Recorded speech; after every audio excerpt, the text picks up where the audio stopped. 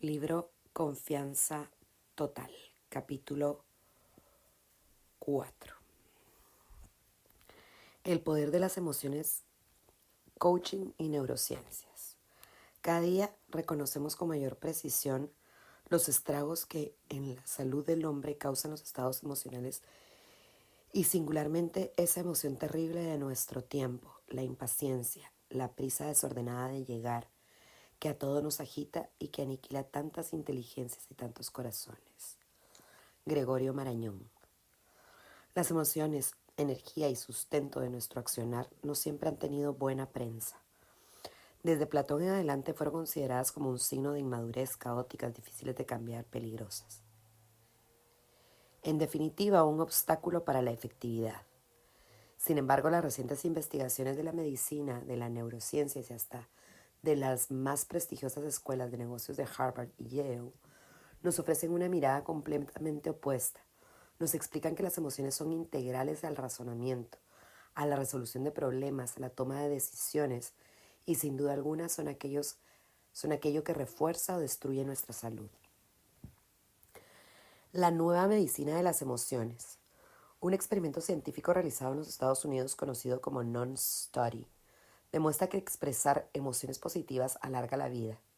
Con el fin de saber más acerca del envejecimiento y de la enfermedad de Alzheimer, el doctor David Snowdown de la Universidad de Kentucky durante 15 años llevó a cabo una investigación sobre 678 religiosas estadounidenses cuyas edades iban desde los 75 a los 103 años.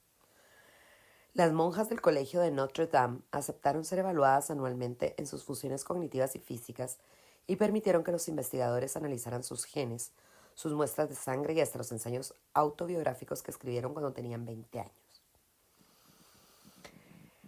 El estudio reveló que las monjas que tenían más habilidad lingüística, es decir, quienes habían cautivado más el hábito de leer y escribir, eran menos proclives a contraer el mal del Alzheimer. Y en relación al envejecimiento, el descubrimiento fue más asombroso aún. Aquellas monjas que eran más optimistas desde su juventud resultaron ser las más longevas. Un informe publicado en el Journal of Personality and Social Psychology afirma que las monjas que expresaron más emociones positivas en sus autobiografías o diarios personales vivieron significativamente más, en algunos casos 10 años más, que aquellas que expresaron menos emociones positivas. No pienses mal, no hagas el mal, no escuches el mal, escribe en su diario la hermana Esther Bohr, de 106 años, quien además confiesa: a veces me siento como tú si tuviera 150, pero me hice a la idea de que no iba a rendirme. El testimonio de Esther confirma que siempre tuvo una actitud optimista frente a la vida. El doctor Snowdown cree que la espiritualidad de las monjas y su trabajo en comunidad también han colaborado en su longevidad. Como asegura una de ellas, el amor a otra gente, el cuidado, ser buenos con otras personas, es algo que todos podemos hacer. El médico psiquiatra David Servan Shriver explica cómo las emociones afectan el funcionamiento de nuestro corazón. Sus investigaciones revelan que son las emociones negativas como la cólera, la ansiedad, la tristeza, incluso las preocupaciones banales, las que más hacen caer la frecuencia cardíaca y siembran el caos en nuestra fisiología. Frustrado al ver la limitada respuesta que los psicofármacos tenían en sus pacientes con estrés, ansiedad y depresión, se volcó con resultados extraordinarios hacia lo que él llamó la medicina de las emociones. En su libro sobre este tema, presenta estudios científicos que han demostrado que las emociones que más favorecen el funcionamiento armónico del corazón son las emociones positivas como la gratitud, la alegría y sobre todo el amor. El amor es una necesidad biológica. Servan Shriver cuenta dos casos que demuestran cómo el amor repara las funciones vitales del organismo. El primero da cuenta de lo sucedido en una unidad de neonatología de los Estados Unidos. En ese entonces se había inventado lo que se consideraba la solución milagrosa para los bebés que nacían prematuros: las incubadoras. Estos huevos transparentes emulaban las condiciones del vientre materno y corrían con la ventaja de tener las condiciones perfectas para el desarrollo de los pequeños bebés: humedad, temperatura y esterilización total. Las frágiles criaturas que nacían demasiado temprano del vientre materno eran ubicadas en estas incubadoras perfectamente esterilizadas. Sin embargo, los bebés no crecían, salvo en una unidad de neonatología en la que pasaba algo para lo cual los médicos no tenían explicación. Dentro de las mismas incubadoras en las cuales los otros bebés no evolucionaban, estos bebés sí se desarrollaban fuertes y sanos. Después de mucho analizar las condiciones médicas, se dedicaron a hacer una investigación entre el personal de esa unidad de neonatología. Finalmente dieron con lo que dejó a todos sorprendidos. La enfermera que los cuidaba por la noche era una joven con poca experiencia, que confesó que cuando los pequeños lloraban, desconsolados durante la noche, a ella se le estrujaba el corazón y a pesar de los enormes letreros de no tocar que cada incubadora tenía, ella acariciaba sus frágiles cuerpitos hasta que dejaban de llorar. Al ver que se calmaban y que nada malo sucedía, siguió haciéndolo, y así siguió curándolos. En la Universidad de Duke también se condujo un experimento muy revelador con ratones recién nacidos. Los dos grupos de ratones vivían en iguales condiciones ambientales, con la única diferencia de que un grupo recibía además contacto físico. Las células de los ratones que no lo recibían se negaban a desarrollarse, todas. Todas en el otro grupo, que era acariciado por un pincel húmedo que emulaba la lengua de la mamá de los ratones, se reanudaba de inmediato la producción de enzimas y el crecimiento. La conclusión a la que se arribó fue que sin contacto emocional no hay crecimiento. Es decir, sin amor la vida es imposible. La inteligencia de las emociones. Hoy tenemos evidencia de que la motivación y el comportamiento obedecen mayormente a factores emocionales y que el manejo inteligente de las emociones parece ser el mejor pronóstico de éxito en todo lo que realicemos. Ahora bien, ¿qué son las emociones? Son respuestas innatas y biológicas a los estímulos ambientales. Las emociones sanas son respuestas adecuadas a las circunstancias de vida. Son también universales, ya que todos los seres humanos tenemos las mismas emociones básicas. Esta afirmación se basa en la investigación realizada por el Dr. Paul Ekman, considerado por sus colegas como el Darwin del siglo XX, quien es el pionero en el estudio de las emociones y del lenguaje de los gestos. Ekman descubrió que en todas las culturas hay ciertas emociones básicas, manifestadas por todos de la misma manera a través de las mismas expresiones faciales. Dentro de esta categoría están la alegría, comisura de los labios para arriba, mejillas que se elevan, tristeza, comisuras de los labios para abajo, caen los párpados superiores, enojo, mirada fija, entrecejo fruncido, tendencia a apretar los dientes. Sorpresa, cejas arqueadas, la mandíbula suele caer. Miedo, pupilas dilatadas, párpados superiores elevados, labios estirados hacia atrás. Aversión, nariz fruncida, ojos entrecerrados. Dichos gestos son señales que les permiten a los demás saber cómo nos sentimos. Quiere decir que las emociones desde la biología tienen su función. Las emociones son el gran motor de nuestro accionar. Motion significa energía en acción. A cada emoción le corresponde una expresión y una acción adecuada. Si considero que perdí algo o a alguien valioso para mí, sentiré tristeza y esta emoción activará mi necesidad de reparar heridas o vivir un duelo. Si logré algo que ansiaba, probablemente sentiré alegría y tendré ganas de agradecer y celebrar. Los autores no se ponen de acuerdo de manera unánime en definir cuál es la diferencia entre emoción y sentimiento. Podríamos decir que hay algunas diferencias básicas, mientras que las emociones son biológicas, en los sentimientos interviene la interpretación. Pero a efectos de este libro usaremos ambos términos en forma indistinta. La era del cerebro.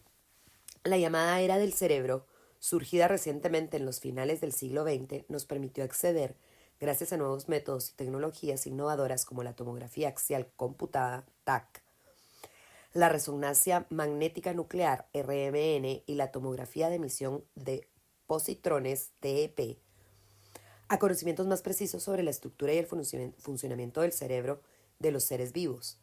Antes de tener a nuestra disposición estas tecnologías, solo podían estudiarse cerebros sin vida, y quizá por eso se creía que las emociones no eran tan importantes como el pensamiento. Es más, se las consideraba un obstáculo para el pensamiento eficaz. Las nuevas camadas de neurocientíficos, equipados con los actuales productos tecnológicos, revelaron misterios de la mente que eran inaccesibles hasta hace poco tiempo atrás. Hoy sabemos que dentro del cerebro hay una sofisticada red de nervios que conectan el sitio del pensamiento, los lóbulos prefrontales y la neocorteza, con el sitio de las emociones, la amígdala, que se encuentra dentro del sistema límbico en el cerebro medio. Joseph Ledoux, el prestigioso neurocientífico del Center for Neuroscience de la Universidad de Nueva York, fue el primero en descubrir el rol fundamental de la amígdala en cuestiones emocionales. Es considerada uno de los más importantes depósitos de memoria emocional. Daniel Goleman, autor del célebre libro Inteligencia Emocional, con quien trabajé en el año 2005 en la Cumbre de Inteligencia Emocional en Holanda, cuenta el caso de un joven al que, en una operación cerebral, le extirparon la amígdala de su cerebro para controlar los ataques de epilepsia. Sus ataques fueron controlados, sus facultades mentales quedaron intactas y hasta mejoró su coeficiente intelectual. Pero perdió todo interés por las personas. Al perder su memoria emocional, no podía reconocer ni a su propia madre. Esta condición es llamada ceguera afectiva. Este caso muestra desde la neuroanatomía que las emociones tienen un papel fundamental en la vida. Las emociones son clave en la toma de decisiones. Hoy también sabemos que sin emoción no hay decisión. El neurólogo Antonio Damasio, ganador del Premio Príncipe de Asturias en Ciencias 2005, demostró que las emociones son imprescindibles para la toma de decisiones. Uno de los casos paradigmáticos que le tocó protagonizar fue el de Elliot, un abogado de una gran corporación que fue a verlo tras haber sido sometido a una operación en su cerebro. Los médicos habían detectado que Elliot tenía un tumor justo detrás de su frente y en una exitosa operación habían logrado extirparlo por completo. Le habían dicho que su vida ya no corría peligro. Sin embargo, empezaron a sucederle cosas extrañas y quienes lo conocían afirmaban que Elliot no era el de antes. Su personalidad había cambiado por completo. Tanto se transformó que no pudo mantener su trabajo en la empresa, ni su matrimonio de años, ni su propia casa. A pesar de tener sus facultades intelectuales tan agudas como siempre, Elliot parecía incapaz de establecer prioridades en su vida y de usar el tiempo de manera eficaz. Como estaba perdiendo todo a gran velocidad, decidió ir a ver al prestigioso neurólogo en busca de una explicación. Al llegar a su consultorio, relató lo que le había sucedido tras la extirpación del tumor. El doctor Damasio se sintió profundamente conmovido, mucho más que el propio Elliot. De hecho, Elliot parecía no estar conmovido en absoluto. Contaba los hechos como si los hubiese visto en una película. El doctor Damasio empezó a sospechar que la operación no había sido tan exitosa como parecía. Notó que el brillante abogado tenía efectivamente sus facultades mentales intactas, pero que estaba completamente desconectado de sus emociones. El neurólogo tenía la firme sospecha de que los médicos habían extraído algo más que el tumor de su cabeza. En efecto, habían cortado accidentalmente las conexiones entre el cerebro emocional, donde está la amígdala, y la parte pensante de la neocorteza. Sin esta conexión entre el cerebro emocional y el racional, Elliot podía evaluar todas las alternativas posibles de una decisión, pero no podía decidirse por ninguna, ya que todas las opciones le parecían neutras. El neurólogo confirmó su sospecha cuando le pidió a Elliot que le dijera cuándo quería que fuese su próxima visita al consultorio. El paciente habló de todas las fechas y horarios posibles. Evaluó pros y contras de cada una, pero no pudo tomar una decisión, ya que no sentía preferencia por ninguna. En opinión del doctor Damasio, ese razonamiento tan desapasionado era la raíz de todos los problemas de Elliot. Es decir, sin emociones no hay preferencias, y sin preferencias no hay decisiones. ¿Cómo tomar las decisiones más importantes de nuestra vida? A la mayoría de nosotros no nos han cortado las conexiones entre la parte emocional y la racional de nuestro cerebro. Sin embargo, muchas veces olvidamos el papel preponderante que tienen nuestras emociones a la hora de tomar decisiones. ¿Cuántas veces intentamos, en pos de la objetividad, desarrollar razonamientos y tomar decisiones desapasionadas? Dejar las emociones afuera de la ecuación nos puede hacer tomar decisiones pensadas pero no sentidas. La ciencia hoy demuestra que esta no es la más inteligente de las opciones. A la hora de decidir, lo importante es tener en cuenta los datos que tenemos de la realidad y a la vez prestar atención a dos aspectos muy importantes. Cómo nos sentimos con respecto a esa decisión, y cuál es nuestra sensación más visceral, también llamada intuición. Según Goleman, la presencia de esta impresión profunda nos da claridad y seguridad para avanzar hacia una determinada acción o renunciar a ella. La llave que favorece la toma de decisiones es permanecer en contacto con nuestras propias emociones, asegura el divulgador científico. Quienes hacen publicidad saben el peso que las emociones tienen en el proceso de toma de decisiones de los clientes. Los especialistas en marketing saben que para vender un producto o servicio no alcanza con mostrar las ventajas del mismo, parte racional, sino que tienen que apelar a la parte emocional, ya que para poder decidirnos por la compra, la información tiene que haber entrado por los dos canales, el racional y el emocional. Además, aquello que entra por la vía de la emoción se instala en nuestra memoria de largo término, como tan bellamente lo expresara la poeta afroamericana Maya Angelou. Las personas podrán olvidar lo que les dijimos, podrán olvidar lo que les hicimos, pero jamás olvidarán cómo las hicimos sentir. En nuestros seminarios suelo preguntar qué estaban haciendo el 11 de septiembre del 2001 para demostrar cómo aquello que entra por la emoción no se olvida. Por eso también es que las emociones son tan importantes. Dejan huellas imborrables en nosotros y en los otros. El doctor Antonio Damasio asegura que los sentimientos desempeñan un papel fundamental para navegar a través de la incesante corriente de las decisiones personales que la vida nos obliga a tomar. Es cierto que los sentimientos muy intensos pueden crear estragos en el razonamiento, pero también lo es que la falta de conciencia de los sentimientos puede ser absolutamente desastrosa, especialmente en aquellos casos en los que tenemos que sopesar cuidadosamente decisiones de las que en gran medida depende nuestro futuro. La carrera que estudiaremos, la necesidad de mantener un trabajo estable o de arriesgarnos a cambiarlo por otro más interesante. Con quién casarnos, dónde vivir, qué apartamento alquilar, qué casa comprar, etc.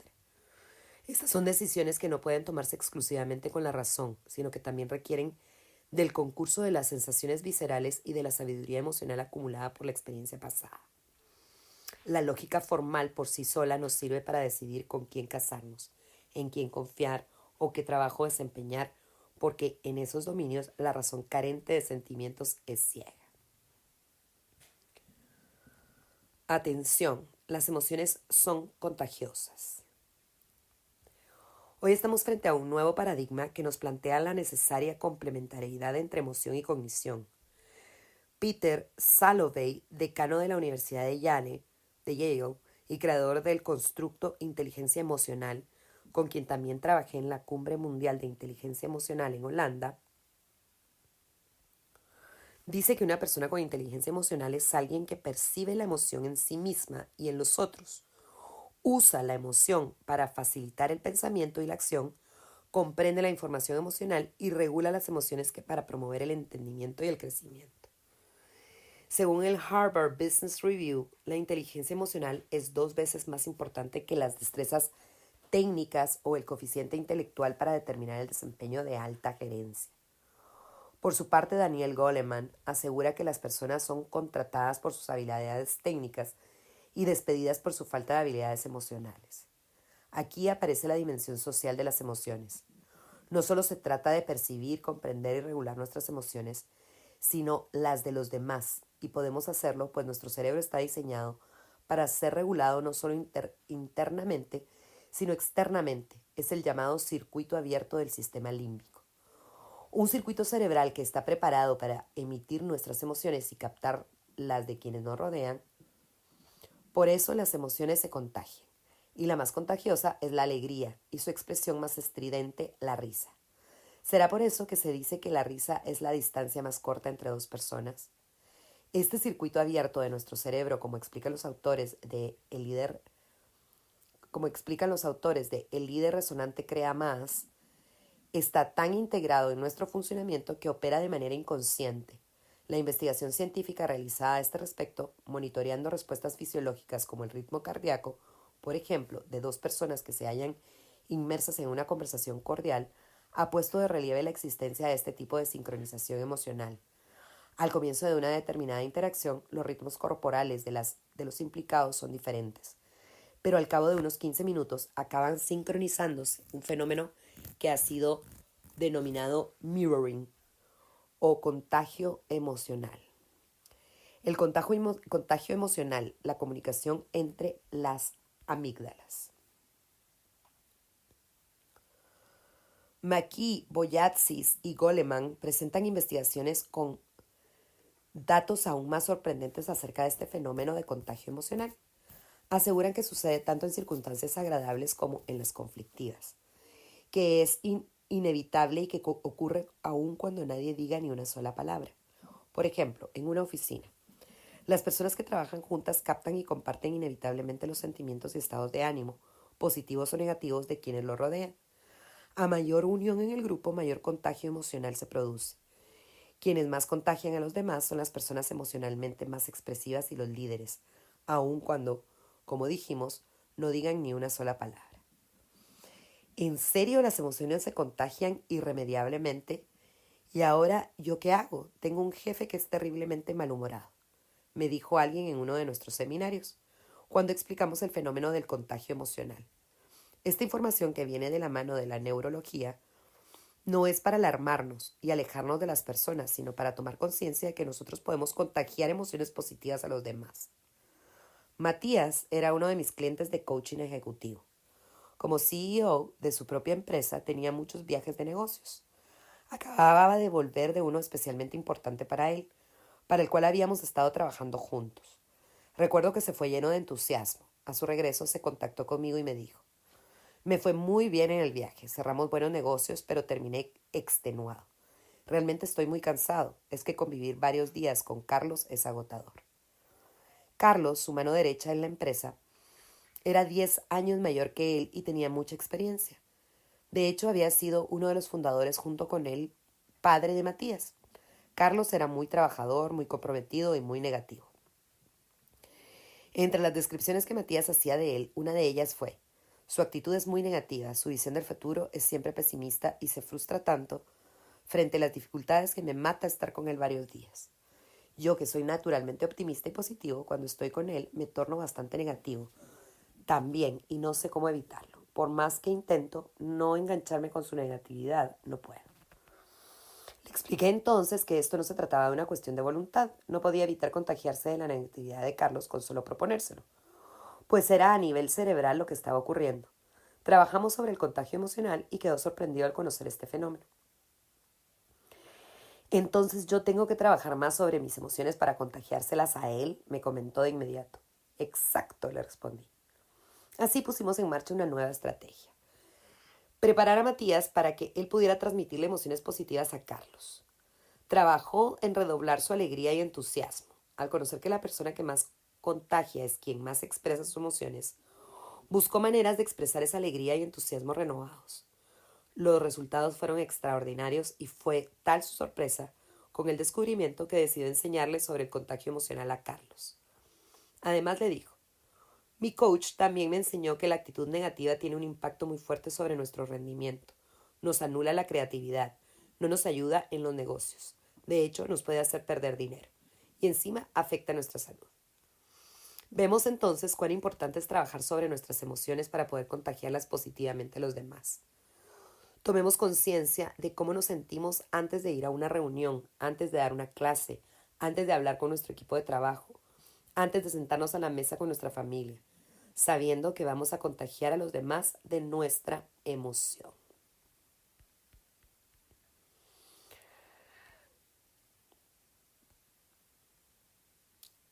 Llora todo lo que quieras.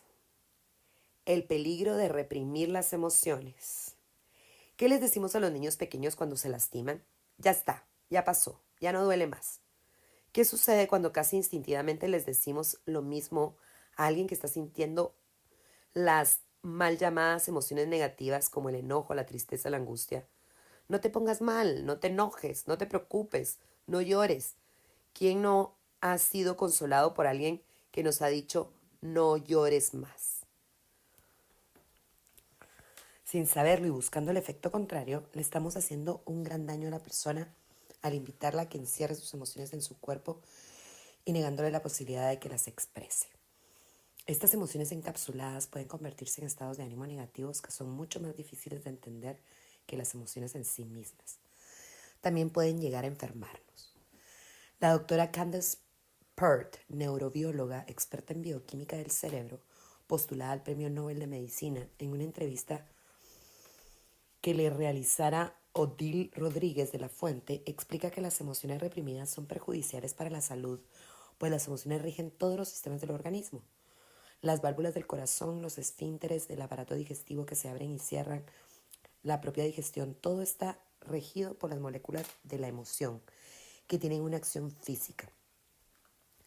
Si reprimimos la expresión de las emociones, también reprimimos nuestras funciones orgánicas, lo que a la larga produce enfermedades o malestar, ya que se trata de una parte intrínseca del funcionamiento de nuestro cuerpo.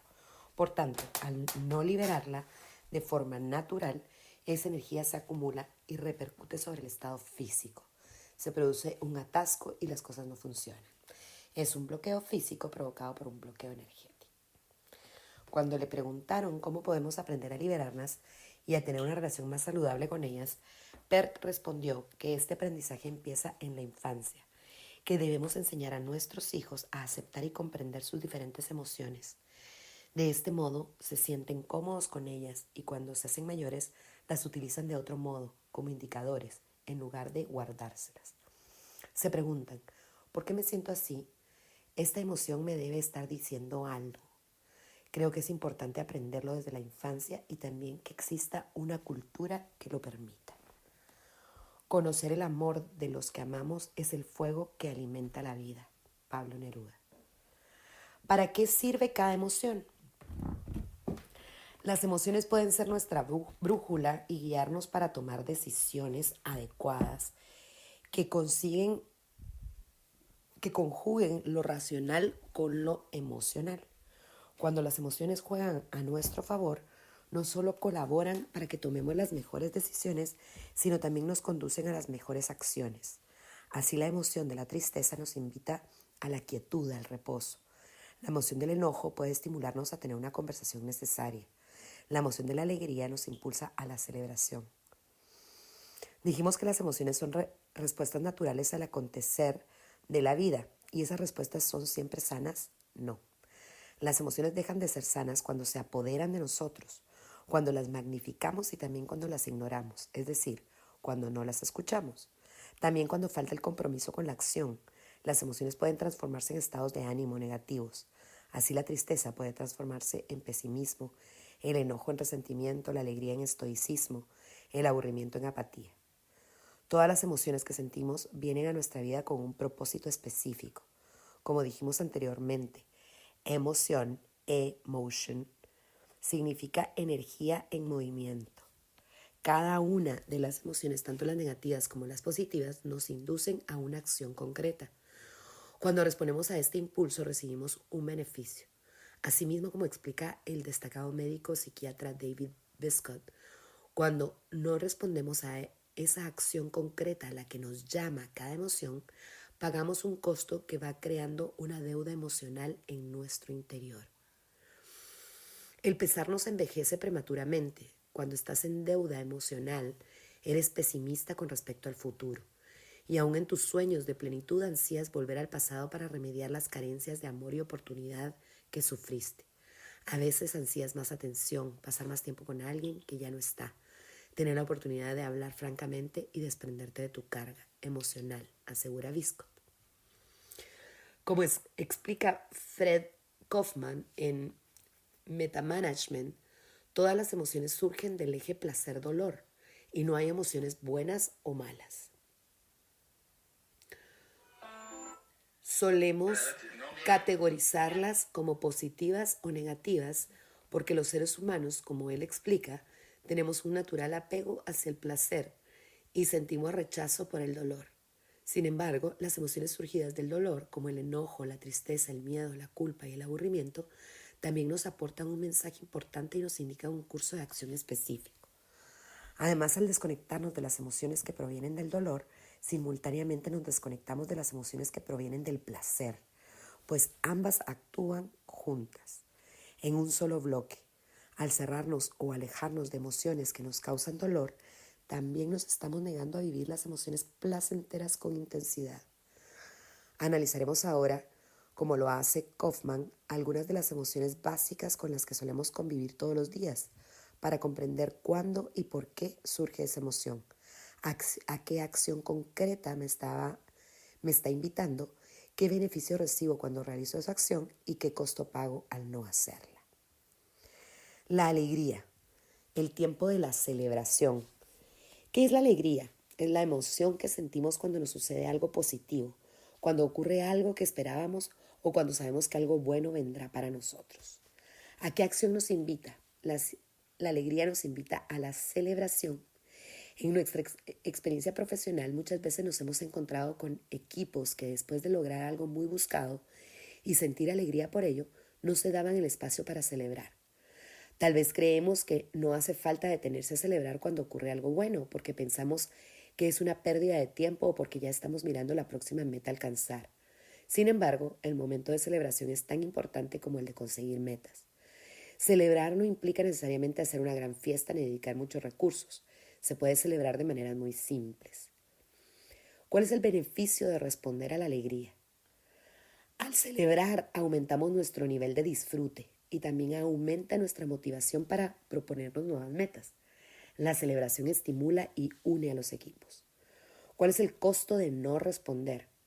Cuando no nos permitimos celebrar, podemos volvernos estoicos o insensibles y empezar a vivir nuestras experiencias con menos intensidad.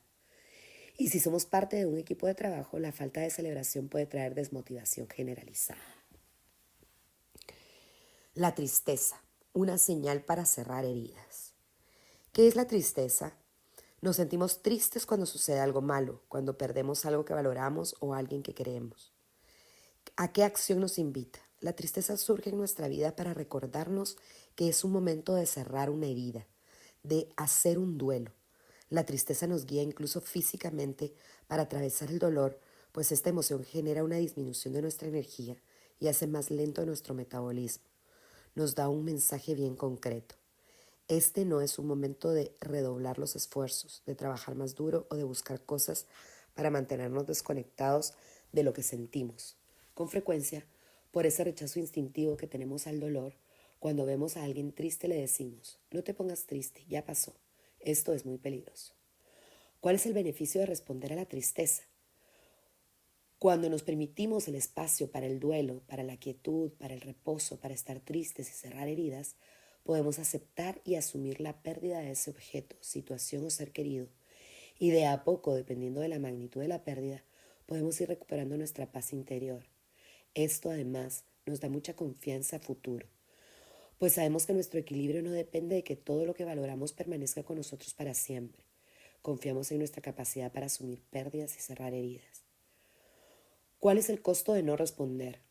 Cuando evitamos conectarnos con la tristeza por miedo a sentir el dolor, reprimimos nuestro amor, ya que, como explica Kaufman, la tristeza es la expresión del amor frente a una pérdida.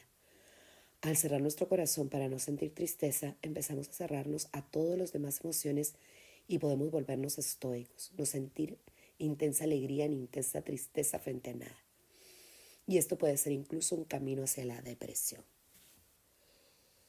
El miedo, una emoción que nos invita a prepararnos. ¿Qué es el miedo?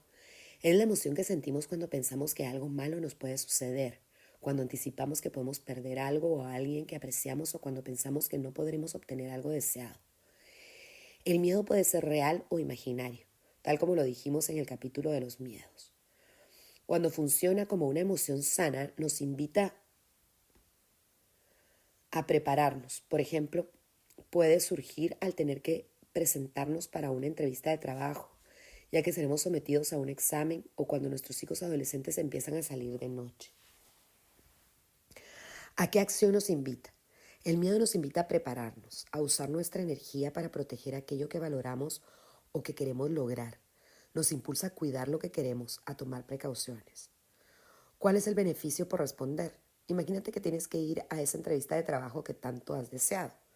El miedo que puedes sentir es una indicación para que te prepares de la mejor manera posible, que organices tu currículum con esmero, que imagines las posibles preguntas que te harán, que elijas con cuidado la ropa que usarás, que visualices la entrevista tal como quieres que suceda.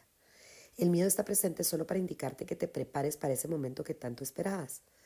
Si te trata del miedo que sienten los padres ante las salidas nocturnas de sus hijos, esto puede ser el motor para tener una excelente conversación con ellos. Establecer normas y pautas consensuadas, destinadas a proteger la vida. Recordemos que el miedo que ha sido atendido reduce las posibilidades de que lo temido suceda. ¿Cuál es el costo por no responder? Si tenemos miedo de que algo se pierda o se dañe y no lo escuchamos, es decir, si no nos preparamos, seguramente caeremos en un estado de ansiedad o parálisis. En lugar de usar el miedo como guía, dejamos que el miedo se apodere de nosotros. El no responder al miedo nos deja indefensos, con un sentimiento de impotencia y de víctimas de lo que sucede. Como dijimos varias veces a lo largo del libro, recordemos que si bien no podemos cambiar las circunstancias, por ejemplo, que exista la inseguridad, no podemos cambiar las circunstancias, por ejemplo, que exista la inseguridad en la calle, siempre podemos responder a ello, tomar medidas precautorias, hablar con nuestro hijo acerca de los peligros y modos de cuidarse, y definitivamente esto impactará en el resultado. El entusiasmo, el impulso hacia los objetivos. ¿Qué es el entusiasmo? Nos sentimos entusiasmados cuando anticipamos que algo bueno nos va a suceder. Por ejemplo, si anticipamos que podemos conseguir ese puesto que tanto deseamos, entonces cuando nos mandan el mail confirmando la entrevista de trabajo, aunque todavía no sabemos cuál será el resultado ni podemos afirmar que seremos seleccionados, igualmente ya nos sentimos entusiasmados porque vislumbramos la posibilidad de que así suceda. ¿A qué acción nos invita? El entusiasmo precisamente nos llena de fuerzas para que nos esmeremos para alcanzar ese objetivo que tanto deseamos. Por ejemplo, conseguir que alguien experimentado nos dé algunos consejos para ir mejor preparados a la entrevista o para hacer una investigación sobre el área de trabajo de la empresa que nos ha citado. ¿Cuál es el beneficio por responder? Al esforzarnos nos ponemos en una posición muy buena para alcanzar nuestros objetivos, lo cual nos da tranquilidad de conciencia al saber que hicimos todo lo posible para que sucediera lo que buscábamos. ¿Cuál es el costo por no responder? Si estamos sintiendo entusiasmo y no respondemos con acciones concretas, es posible que comencemos a sentirnos ansiosos o con una sensación de descontrol que nos hará sentirnos a merced de los avatares de la vida, sobre los cuales no tenemos injerencia alguna. La falta de respuesta puede hacer que nos apeguemos a un resultado sobre el que no tenemos control.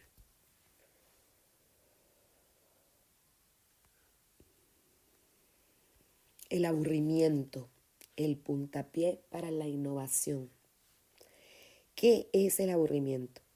Nos sentimos aburridos cuando lo que está sucediendo no nos interesa, cuando no nos parece valioso o cuando no encontramos la forma de participar.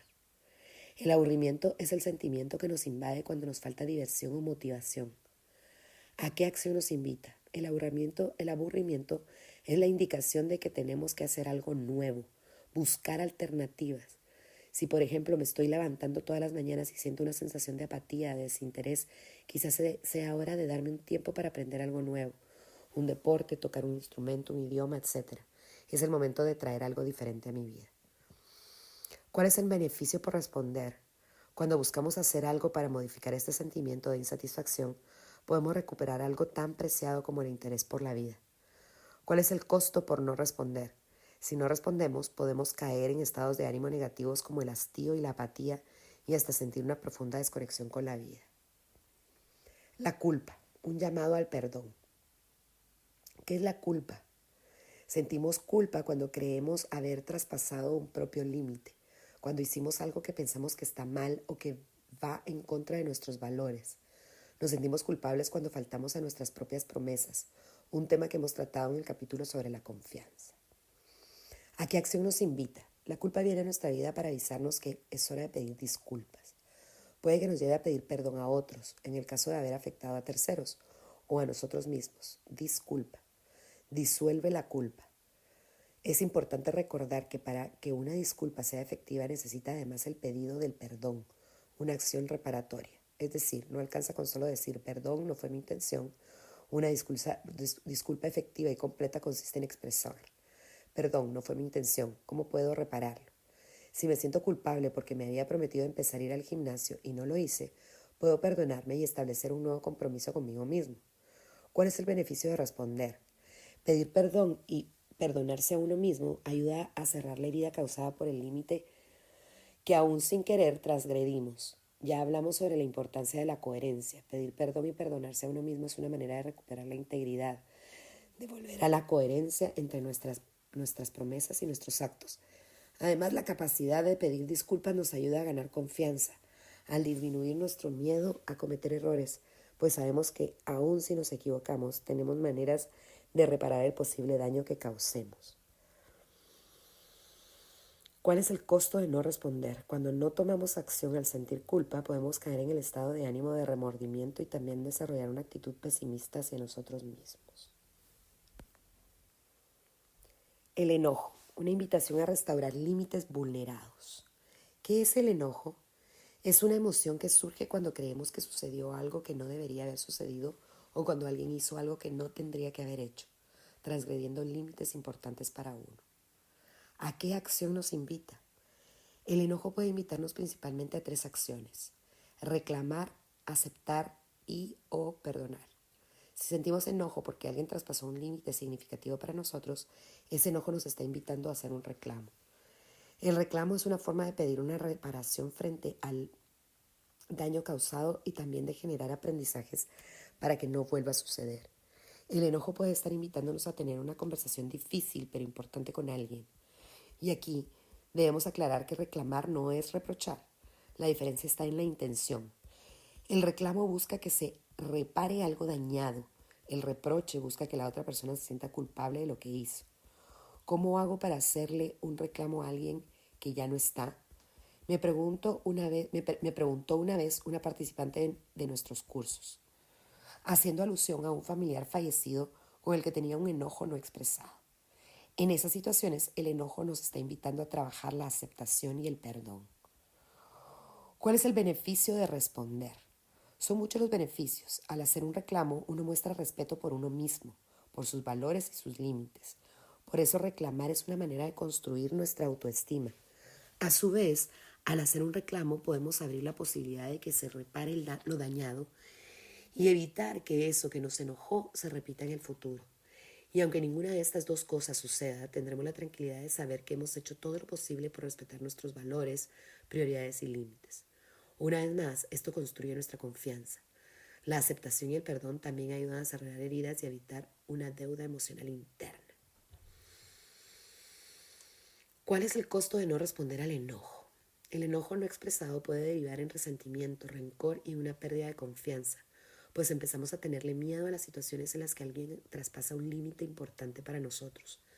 Y que cuando no sabemos cómo manejar este tipo de situaciones,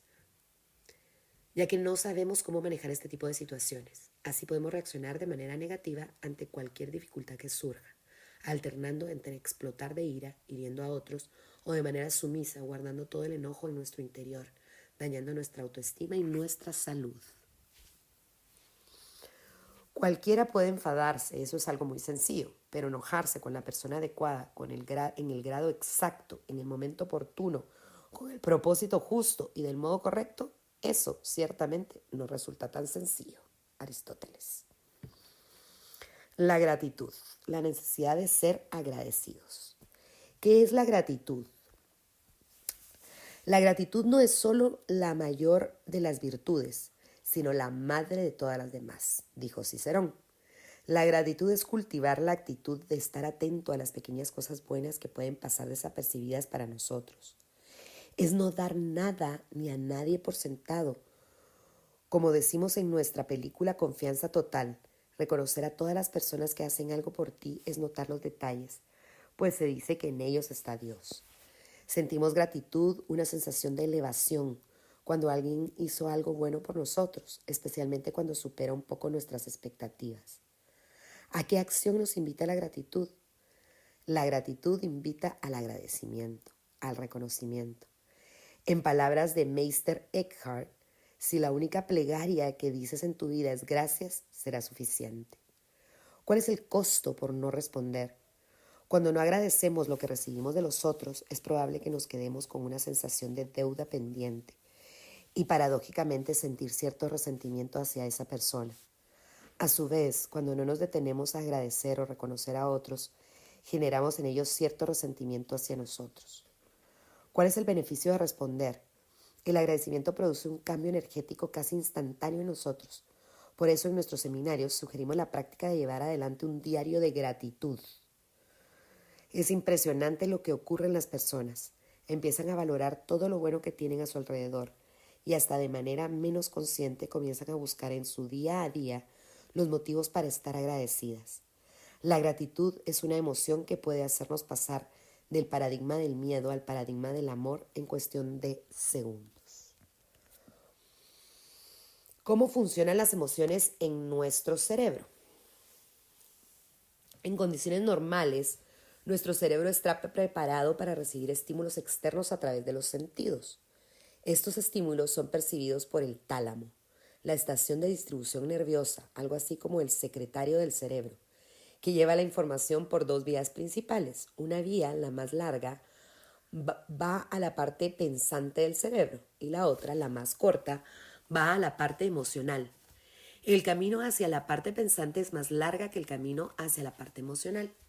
Como mencionamos anteriormente, dentro de la parte emocional está la amígdala, esa pequeña estructura con forma de almendra alojada en la parte media del cerebro. No hace mucho tiempo que la ciencia ha descubierto el papel esencial desempeñado por la amígdala cuando los sentimientos impulsivos desbordan la razón. Una de las funciones de la amígdala consiste en escudriñar las percepciones en busca de alguna clase de amenaza. De este modo, la amígdala se convierte en un importante vigía de la vida mental, una especie de centinela psicológico que afronta toda situación, toda percepción considerando una sola cuestión, la más primitiva de todas. Es algo que odio, que me pueda herir, a lo que temo, asegura Goleman. Si el estímulo es vivido como una amenaza, la amígdala dispara una alarma. Entonces el cerebro cierra todos sus circuitos neuronales no necesarios para la supervivencia. ¿Por qué? Porque este sistema de alarma es lo que nos permite tener una reacción rápida y eficaz frente al peligro. Por ejemplo, si de pronto un perro ataca a nuestro pequeño hijo, necesitamos de esa alarma para concentrar toda la energía en el reflejo de huir o luchar. En ese momento no podemos pensar, necesitamos actuar rápido para hacer frente al peligro. Joseph Ledoux, uno de los científicos más importantes de la neurobiología del miedo, afirma que, desde el punto de vista de la supervivencia, es mejor responder a eventos potencialmente peligrosos como si fuesen reales que no tener la capacidad de responder. Hasta aquí las emociones siguen siendo nuestras aliadas. Pero ¿qué sucede cuando la amígdala enciende la alarma y no está el feroz perro atacando a nuestro hijo? ¿Por qué puede dispararse la señal de peligro aún frente a algo que no es tan terrible? El secuestro emocional, ser rehenes de nuestras propias emociones. Lin era dueño de un supermercado. Él y su familia se habían dedicado gran parte de su vida a hacerlo crecer. Tenían un cariño especial por ese lugar que por otra parte estaba justo detrás de su casa. Desafortunadamente, en el último tiempo habían sido víctimas de varios robos y la policía parecía no prestar demasiada atención a sus reclamos. Lin se decidió a reforzar las medidas de seguridad por su cuenta. Puso un sistema de alarma nuevo, cambió las rejas e instaló cámaras de seguridad. La noche del 23 de diciembre, en la víspera de la Nochebuena, cuando Lin se disponía a acostarse, escuchó ruidos extraños en el supermercado. Al asomarse por su ventana pudo ver a alguien moviéndose con gran velocidad adentro del local. Casi en ropa interior y corriendo desesperado por las escaleras, Lin salió a defender su negocio. Abrió la puerta y en fracción de segundos disparó a quemarropa contra el delincuente a quien mató en el acto. Movido por el impulso, no se dio cuenta de que se trataba de su querido hermano y socio, que había entrado tarde a reforzar mercadería para lo que estimaba sería el día con mayor venta del año. La amígdala, como dijimos, vigila los estímulos para ver si son amenazantes o no, en base a experiencias pasadas. Entonces, un estímulo externo puede hacer que se active la memoria emocional alojada en la amígdala.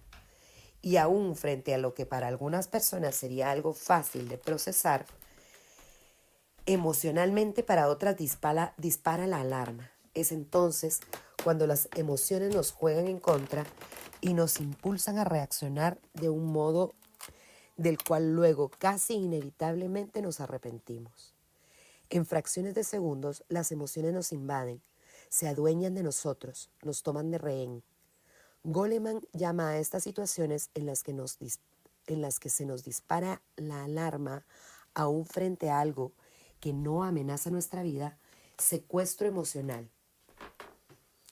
En esos momentos dejamos de pensar, se nos dilatan las pupilas, el corazón nos galopa en el pecho, aparece el sudor en nuestras manos, el rostro se nos pone pálido de miedo o rojo de furia.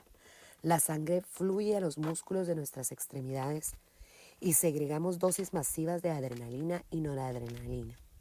En cuestión de segundos, todo nuestro organismo se ha preparado para salir corriendo o dar batalla. En esas circunstancias no podemos pensar. En ese instante somos rehenes de nuestras emociones que gritan a viva voz. Peligro, peligro. Normalmente, cuando entra un estímulo a través de nuestros sentidos, la información pasa al tálamo, una región primitiva del cerebro donde se traduce neurológicamente y la mayor parte de ella va después a la corteza cerebral, donde funciona nuestra parte lógica y racional. En la corteza, quien se encarga de tomar la decisión ante el estímulo sensorial, es la corteza quien se encarga de tomar la decisión ante el estímulo sensorial. Sin embargo, no toda la información sigue en forma directa del tálamo a la corteza. Una parte más pequeña de la información pasa directo del tálamo al centro emocional, lo que permite que tomemos una decisión instantánea e instintiva antes de que nuestra parte racional logre procesar la información. Esta relación instantánea y automática entre el tálamo y los centros emocionales es la que origina el secuestro emocional o estallido emocional, y el resultado es que actuamos antes de pensar, a veces para beneficio nuestro y otras para perjuicio. La última jugada del mejor jugador. Los amantes del fútbol recordarán aquel partido donde el astro francés Zinedine Zidane, uno de los jugadores más correctos, perdió la cabeza. Ese hombre que estaba a punto de ganarse el Balón de Oro, premio al mejor jugador del mundo, ese día hizo su peor papelón. Al final del partido le aplicó un cabezazo al italiano Marco Materazzi, lo cual le causó su expulsión en la final del Mundial de Alemania, el día que jugaba su último partido como profesional. ¿Cómo pudo ser que Zizou, como lo llaman sus fans, haya perdido toda la compostura y la cordura cometiendo semejante agresión contra el italiano? La reacción de Zidane no se adecuaba ni a su personalidad ni a sus costumbres y mucho menos a ese momento. ¿Qué pudo haberlo sacado de sus casillas para que embistiera como un toro al italiano? El desconcierto del mundo entero que estaba mirando la final fue tan grande como el del propio Zidane. Ni él mismo podía entender ese gesto que le arrebató la gloria de su último partido. Tardó unos días en dar una explicación y finalmente dijo, con su acostumbrada mesura, que el italiano lo había insultado con palabras muy duras. Y no dijo más. Decidió no revelar la frase de la ofensa. Solo expresó que eran cosas muy personales referidas a la madre y a la hermana. Lo escuchas una vez e intentas irte. Es lo que hago porque yo en realidad me voy. Lo escuchas 2 veces y luego la tercera vez, y la tercera fue la vencida. Perdió el control. No pudo pensar, solo pudo reaccionar. La emoción le ganó a la razón. A la provocación violenta respondió con un golpe violento. Al mejor del partido, el peor castigo, lo expulsaron de la cancha. Zizou respondió violentamente tras un secuestro emocional. Ante la tercera provocación, el jugador francés explotó. La amígdala, el centinela emocional del cerebro, disparó la alarma. Indicó a todos los circuitos neuronales la información de peligro y amenaza grave. Y el cabezazo fue irrefrenable. Aunque Zidane públicamente no se haya declarado arrepentido, seguramente hubiera preferido hacer otra cosa, pues ese cabezazo le costó muy caro. En el día destinado a su consagración, Zizou fue expulsado. Salió de la cancha cabizbajo, solo y vencido. No pudo mirar a su público, ni despedirse, ni ser parte de la gran ovación que se merecía. Nuestro cerebro es súper sensible y si percibe una amenaza, reacciona para protegernos. Es la respuesta de supervivencia que puede tomar tres formas: huir, luchar o paralizar, dependiendo de cada persona. Hay muchas situaciones que pueden hacer que la amígdala se ponga en alerta y dé inicio a un secuestro emocional. En resumidas cuentas, cualquier situación en la que otra persona quiera, consciente o inconscientemente, controlarme, puede hacer que yo entre en secuestro emocional. Desde conductas que me hagan avergonzarme o sentirme humillado y o desacreditado, hasta cosas más sutiles como una mirada de desaprobación, una opinión expresada como verdad o un pedido hecho en forma de orden, pueden ser interpretados como una amenaza por nuestra amígdala. La amígdala también es un reservorio de memoria emocional, con lo cual, dependiendo de las experiencias pasadas de cada persona, habrá diferentes estímulos que puedan desencadenar el fenómeno del secuestro emocional. Por ejemplo, si una persona se ha sentido muy juzgada por sus seres significativos en la infancia, tenderá a percibir comentarios sobre su persona que no sean claramente positivos como descalificadores, y esto puede llegar a desencadenar un secuestro emocional. Escuchar y desactivar las alarmas. ¿Qué pasa cuando sentimos o intuimos que estamos ante el umbral de esos momentos donde el otro o uno mismo podemos estallar? ¿Cómo reaccionamos frente a aquello que aparentemente se impone como un instante de riesgo? Para entender mejor de qué estamos hablando, detengámonos un poco más en ese pequeño pero importantísimo lugar de nuestro cerebro llamado amígdala. ¿Qué situaciones pueden ser percibidas como amenazantes por la amígdala? Veamos algunas posibles circunstancias y detonantes. Casi toda interacción donde una persona está intentando querer controlar a la otra. Querer controlar a otra persona se podría traducir en cualquier conducta, gesto, palabra que van desde dar órdenes hasta mirar con desaprobación a alguien, avergonzar, humillar, culpar, juzgar, desacreditar, denigrar. Yo quiero tener la razón, entonces tú estás equivocado. Procuro que te sientas menos para fortalecer mi posición. Es el momento en el cual la otra persona puede reaccionar en modo supervivencia y la situación agravarse. Seamos conscientes de que cuando le hablamos de manera agresiva a alguien, podemos hacer que se dispare la alarma de su amígdala, que quizá tenga alojado en su memoria emocional a un padre violento que gritaba y amenazaba a esa persona en su infancia. Cuando miramos con desaprobación a alguien, podemos activarle recuerdos dolorosos relacionados con su baja autoestima. Cuando destacamos enfáticamente un error que alguien ha cometido, podemos activar la alarma del recuerdo de una escolaridad traumática. Cuando usamos gritos y palabras amenazantes, aún bien intencionadamente para estimular a nuestros alumnos, colaboradores, hijos, tengamos cuidado. Podemos estar activando la alarma que produce un secuestro emocional sin darnos cuenta. Paradójicamente, en muchos casos, nuestras buenas intenciones derivan en malos resultados. Ahora pueden comprender por qué, antes de tener este tipo de conocimiento acerca del funcionamiento del cerebro, usar el miedo era considerado una buena estrategia para disciplinar, alinear, estimular, educar. Adueñarnos de nuestras emociones en 6 segundos.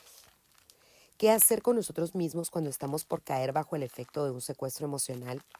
¿Cómo mantener la calma cuando se desconecta la computadora justo cuando estábamos por terminar un trabajo? ¿Cómo refrenar el estallido cuando el conductor de al lado nos encierra obligándonos a una maniobra brusca? ¿Cómo hacer para que la emoción no le gane a la razón cuando alguien ofende a uno de nuestros seres queridos? El ciclo de la emoción respuesta violenta tarda 6 segundos en desactivarse. Entonces, apenas siento una emoción violenta o muy negativa, hay varias cosas que puedo hacer para no responder impulsivamente. En primer lugar, puedo preguntarme qué siento en ese momento.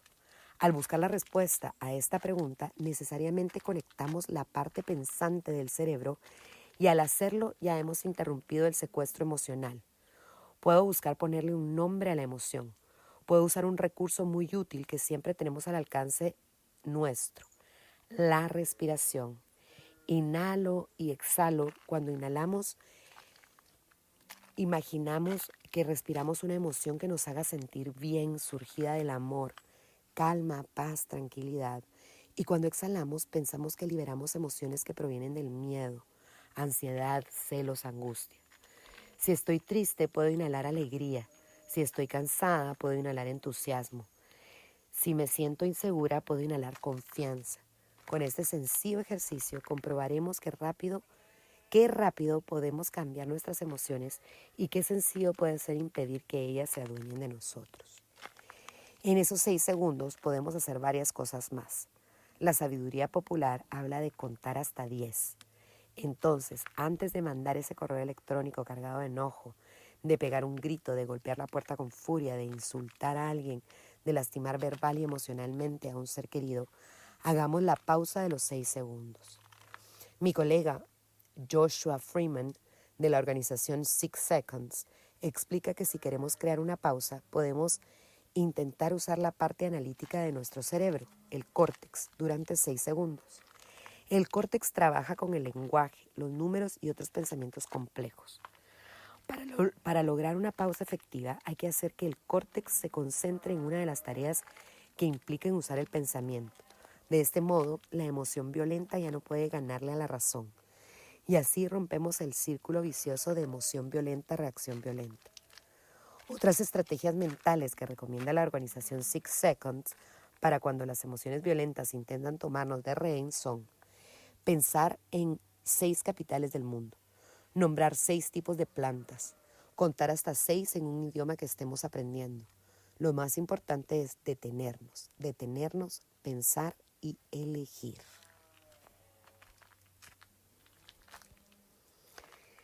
1. Detenernos.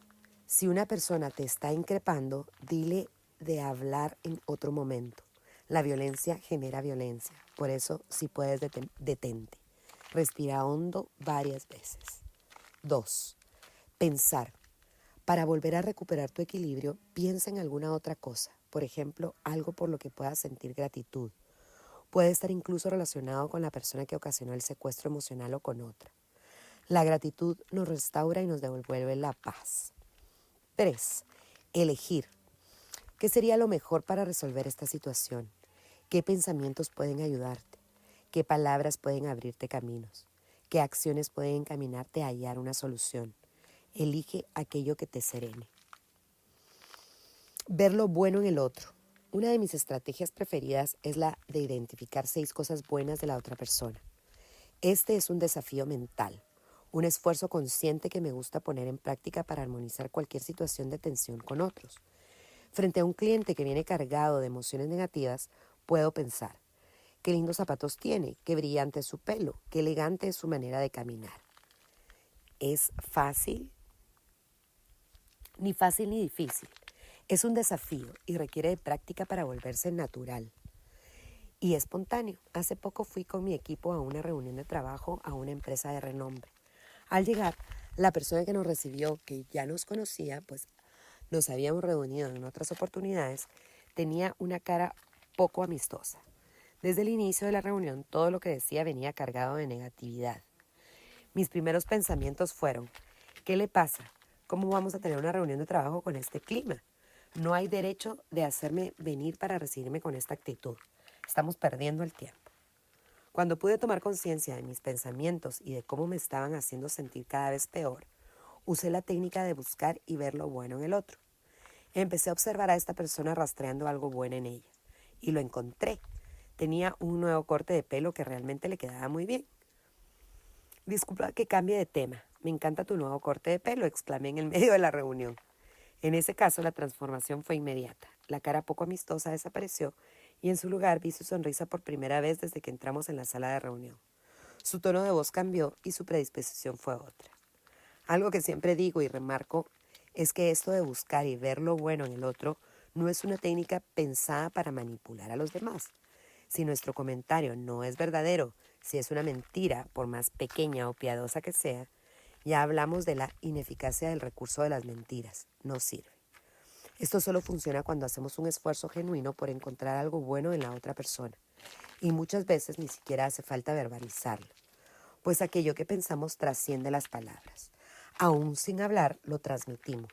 Si aquello que identificamos como bueno no es genuino y es solo un artilugio para llegar al otro, no vale y además es peligroso. Hoy seré dueño de mis emociones. Si me siento deprimido, cantaré.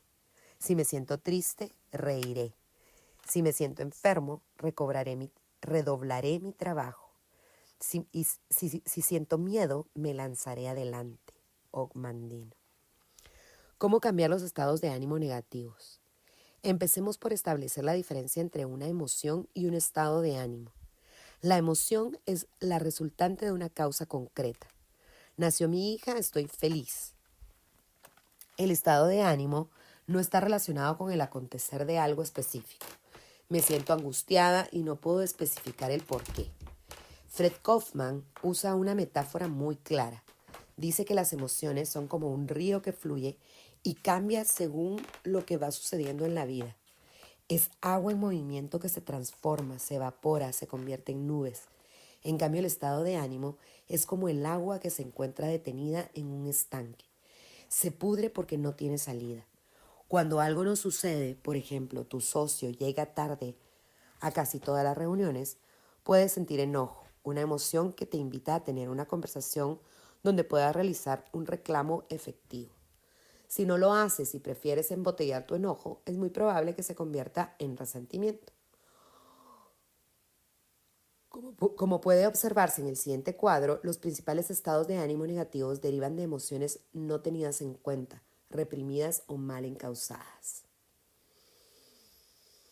Estados de ánimo negativos y su origen.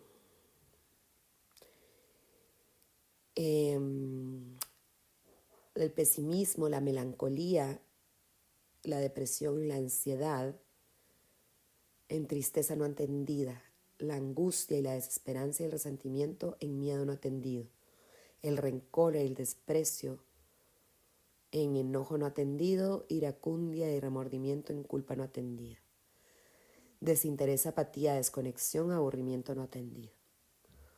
Para modificar los estados de ánimo es necesario detectar primero la raíz emocional que subyace bajo la emoción no expresada. En segundo lugar, es importante poder descubrir el bloqueo emocional.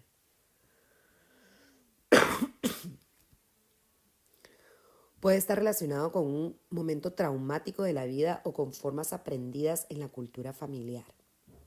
Algunas preguntas para ayudar a producir el desbloqueo pueden ser: ¿desde cuándo te sientes así? ¿Cómo se vivía esta emoción en tu familia? ¿Qué haces o no haces para permanecer en este estado de ánimo? ¿Qué beneficios obtienes al estar así? ¿Qué costos pagas al permanecer así? En tercer lugar, una vez que la emoción que subyace debajo del estado de ánimos es desbloqueada, es fundamental ponerse en acción. Los estados de ánimo negativos son, por lo general, el resultado de una falta de compromiso con la acción y de usar el pensamiento de forma distorsionada. El caso de Pablo. Este diálogo fue el inicio del trabajo de coaching que Florencia hizo con Pablo, un joven de 28 años que llegó a nosotros diciendo que hacía más de 10 años que se sentía cansado o desconectado de la vida. ¿Cómo te sientes la mayor parte de tu tiempo?, empezó por preguntar Florencia. Cansado, nada me interesa demasiado, fue la respuesta desganada de Pablo. ¿Te sientes como aburrido? Sí, mi vida hace rato que es un aburrimiento. ¿Hace cuánto que estás aburrido? Qué sé yo, hace mucho tiempo. ¿Puedes recordar qué fue lo último que hiciste que te generó entusiasmo? En el colegio hicimos un viaje de fin de año a la Antártida y yo fui el de la idea, contestó Pablo, después de pensar unos instantes. ¿Y después qué pasó? Y nada, lo que me pasa es que nada me interesa demasiado. Pablo, ¿recuerdas cómo se vivía el aburrimiento en tu familia? Como algo normal. Mi familia siempre fue aburrida. Mi padre tiene mucho poder y dinero, pero la diversión no está bien vista en casa. La austeridad fue y es la norma. Cualquier cosa entretenida es una pérdida de tiempo para él. Hasta los deportes. El viaje de egresados fue una excepción. Yo me motivé mucho porque fui uno de los organizadores, pero estoy hablando de algo que pasó hace varios años. ¿Esto tiene algo que ver con lo que me pasa hoy? Florencia fue trabajando en sucesivos encuentros con Pablo para producir el desbloqueo de esa emoción. Cuando le preguntó qué beneficios obtenía al permanecer aburrido, al principio Pablo no entendió la pregunta y preguntó: ¿beneficios? Ninguno. Pero luego fue comprendiendo que gracias a su inacción, por ejemplo, obtenía el beneficio de la comodidad, de no tener que exponerse a algo nuevo, de enfrentarse con lo desconocido. Pablo se reconoció como alguien cómodo, entre otras cuestiones. Hacía unos cuantos años que estaba trabajando en la empresa de su padre. No le gustaba demasiado, pero reconoció que estaba cómodo ahí. Entonces Florencia le comentó que lo cómodo, si es demasiado prolongado, termina siendo incómodo. Hablaron de cómo los seres humanos necesitamos de los desafíos para crecer, de cuánto necesitamos el estímulo para usar bien el cerebro, de que necesitamos atravesar retos para aumentar nuestra confianza. Lo invitó a recordar cómo se había sentido aquella vez que había organizado ese viaje de egresados, que estuvo casi totalmente a su cargo. Entonces él empezó a conectarse con ese sentimiento de entusiasmo y de orgullo que sintió a lo largo de aquel proyecto. Después de esa observación, Florencia le preguntó: Pablo, ¿cómo te gustaría sentirte en lugar de aburrido o desinteresado? Como en aquel momento, cuando era el líder de ese proyecto, dijo él. Recuerdo que todo me interesaba, me despertaba todos los días con ganas, con entusiasmo y ponía mucha dedicación en cada detalle, algo que ahora jamás hago. Claro, es que eso realmente me interesaba. ¿Y qué otras cosas que te despiertan interés?, le preguntó Florencia. Bueno, algo que me encanta son los animales. Las pocas veces que me entretengo es cuando miro documentales de animales o cuando leo sobre ellos. ¿Alguna vez pensaste en hacer algo relacionado con los animales?, siguió animándolo Florencia. Sí, de chico decía que quería ser veterinario. Juntos siguieron explorando sus intereses hasta que Pablo concluyó diciendo: me doy cuenta de que mi pasión son los animales. Tal vez mi padre tenga razón. Sería más seguro trabajar con él en su empresa, pero eso no me entusiasma. Los animales me encantan, así que voy a averiguar más sobre veterinaria. Quizás sea hora de decidirme por empezar la carrera con la que soñaba de chico. Pablo salió del encuentro con un brillo en los ojos que hacía varios años no tenía. La inteligencia de nuestras emociones. El gran desafío que encierra nuestras emociones es poder captar todo aquello que nos transmiten. Ante ellas resulta muy útil preguntarnos no solo cómo me siento, sino qué me está enseñando eso que siento, para actuar de acuerdo con la invitación que nos ofrece cada una. También pueden volverse nuestras enemigas cuando las magnificamos o por el contrario cuando las ignoramos. Las emociones que durante siglos fueron sinónimo de confusión y malestar, hoy son reconocidas por su altísimo impacto en nuestra vida. La ciencia ha comprobado que el amor es una necesidad biológica que todos tenemos, de expresar emociones positivas, puede extender nuestra vida y que tenemos el cerebro diseñado para contagiar nuestras emociones a quienes nos rodean. Pero a veces las emociones nos toman por asalto y nos conducen a caer en secuestros emocionales. Cuando eso ocurre, si nos detenemos aunque sea solo 6 segundos, podemos frenar a tiempo el estallido. Las emociones son, en esencia, el puente entre nuestra mente y nuestro cuerpo, las responsables de nuestra salud. Son integrales al razonamiento y a la resolución de problemas. Son un sistema refinado de guía para la acción y un elemento clave en la forma de decisiones. Al escucharlas y usarlas adecuadamente, lograremos adueñarnos de ellas para vivir mejor. Prácticas. 1. Los 5 pasos de Fred Kaufman para trabajar mis emociones. Paso 1. Autoconciencia. Ser testigo de mí y de mi emoción. ¿Qué siento? 2. Paso 2. Autoaceptación. Aceptar sin juzgar la emoción. Acepto lo que siento. Paso 3. Autorregulación. Controlar los impulsos, demorar la satisfacción. Pausa, respiro, elijo. Paso 4. Autoanálisis. Observo mis pensamientos y palabras. ¿Cuál es la historia que me cuento detrás de la emoción? ¿Cuáles son los hechos? Paso 5. Expresión. Expresar. ¿Cómo puedo expresar lo que me pasa con integridad, de acuerdo con mis valores y con efectividad? 2. Los 5 pasos para ayudar a trabajar las emociones de los otros. Paso 1. Reconocer, empatía. ¿Qué siente el otro? Descubrir lo que siente el otro usando la empatía y la observación. Evitar las conclusiones apresuradas, la lectura de la mente. Creer saber lo que el otro piensa o siente. Paso 2. Aceptar, compasión. Acepto lo que siente la otra persona sin juzgar ni contradecir lo que siente. Usar la compasión. Evitar decir, no estés triste, no te pongas mal. Paso 3. Influir. Contención y regulación. Crear un clima de influencia que propicie la apertura, con resonancia empática. Ayuda a que el otro pueda regular sus emociones y se sienta contenido.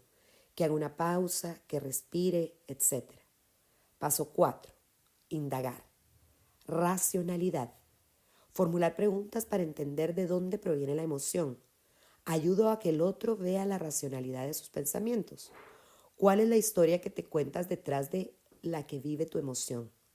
Paso 5. Escuchar.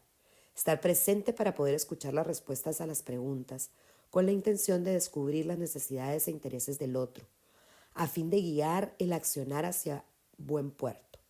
¿Qué necesitas para sentirte satisfecho? 3. El diario de gratitud.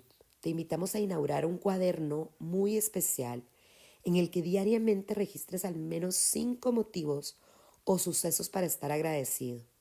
También puedes detallar si tu sentimiento de gratitud está dirigido a alguna persona en especial.